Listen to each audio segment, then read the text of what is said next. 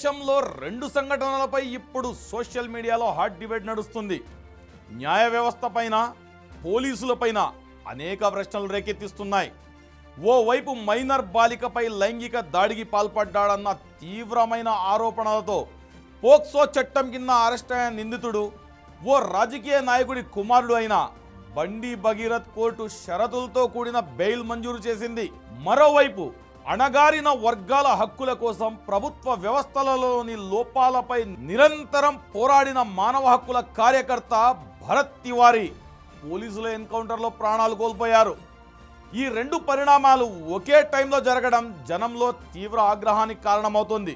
చట్టం ముందు అందరూ సమానులేనా? ఒక తీవ్రమైన నేరారోపణ ఎదుర్కొంటున్న వ్యక్తికి లభించిన ఊరట సమాజం కోసం పనిచేసే వ్యక్తికి ఎందుకు దొరకట్లేదు? అసలు మన వ్యవస్థ ఎటువైపు పయనిస్తుంది? ఈ పరిణామాలు సామాన్యుడికి ఎలాంటి మెసేజ్లు ఇస్తున్నాయి?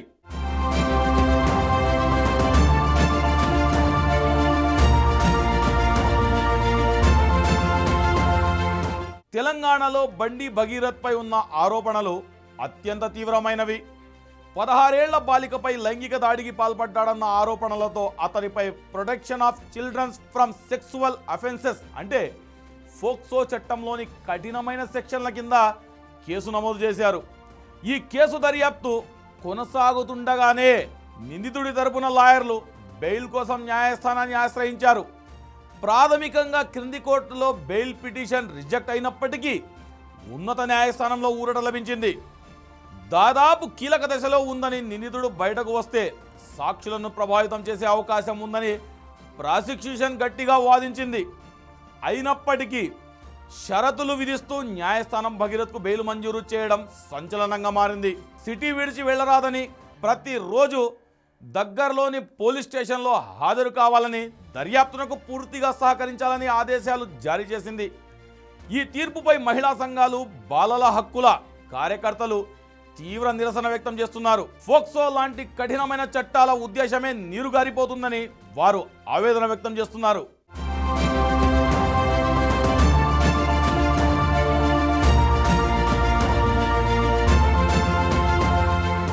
ఇక రెండో సంఘటన దీనికి పూర్తిగా భిన్నమైనది.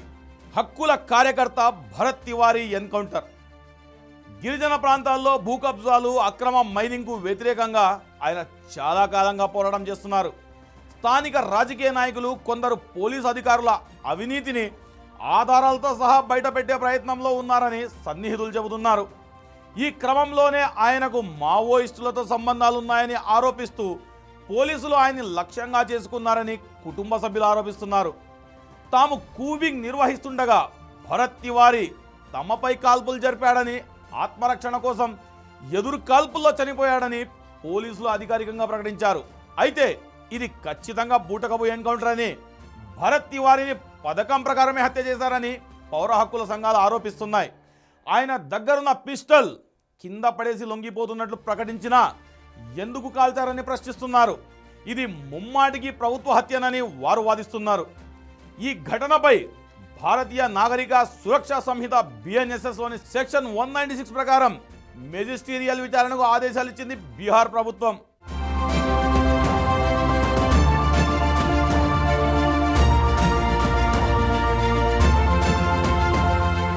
ఈ రెండు సంఘటనలను ఒకే త్రాసులో పెట్టి చూసినప్పుడు మన న్యాయ పరిపాలన వ్యవస్థలోని తేడాలు స్పష్టంగా కనిపిస్తున్నాయి. ఓవైపు బిఎన్ఎస్, పోక్సో లాంటి కఠిన చట్టాల కింద నేరారోపణలు ఎదుర్కొంటున్న వ్యక్తికి బెయిల్ రూపంలో న్యాయ ప్రక్రియ పూర్తి స్వేచ్ఛనిస్తుంది, చట్ట ప్రకారం విచారణ ఎదుర్కొనే హక్కును కల్పిస్తుంది. మరోవైపు వ్యవస్థను ప్రశ్నించిన, అవినీతిని ఎదిరించిన ఓ సామాజిక కార్యకర్తకు కనీసం తన వాదనను న్యాయస్థానం ముందు వినిపించుకునే అవకాశం కూడా లభించలేదు. తుపాకీ తూట ఆయన గొంతును శాశ్వతంగా మూసివేసింది. పోలీసులు చెబుతున్న ఆత్మరక్షణ వాదన వాస్తవమేనా, లేక పౌర హక్కుల సంఘాలు ఆరోపిస్తున్నట్లు ఇది ప్లాన్ ప్రకారం జరిగిన హత్యనా అనేది మెజిస్టీరియల్ విచారణలో తేలాల్సింది. ఒకవేళ అది బూటకపు ఎన్కౌంటర్ అని తేలితే అందుకు బాధ్యులైన అధికారులపై బిఎన్ఎస్ కింద హత్య కేసు నమోదు చేయాల్సి ఉంటుంది. ఈ ప్రక్రియ ఎంత పారదర్శకంగా జరుగుతుందనేది ఇప్పుడు $1 మిలియన్ ప్రశ్న.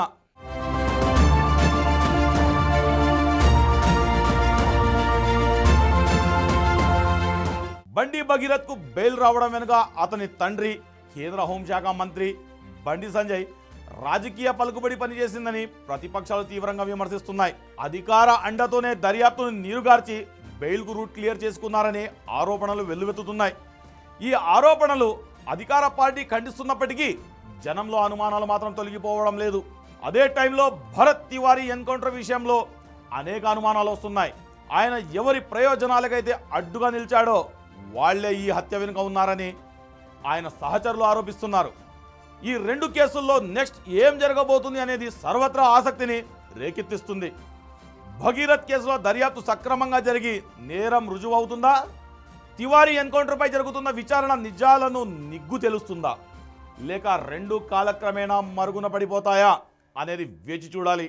ఈ రెండు ఉదంతాలు మన ప్రజాస్వామ్యానికి, న్యాయపాలనకు ఒక తీవ్రమైన సవాలును విసురుతున్నాయి.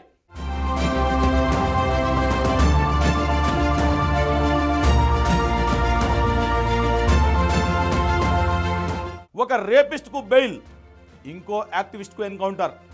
ఒకరికి చట్టం చుట్టమైతే మరొకరికి మృత్యు శాసనమైంది. ఈ వైరుధ్యం మన వ్యవస్థలోని లోపాలను బయటపెడుతోంది. నేరస్తులు ఎవరైనా, ఎంతటి వారైనా చట్టం ముందు శిక్షార్హులే కావాలి. అదే సమయంలో ప్రశ్నించే గొంతులను అణచివేయడం ప్రజాస్వామ్యానికి గొడ్డలిపెట్టు. ఈ రెండు కేసులలోనూ న్యాయం గెలుస్తుందని ఆశిద్దాం.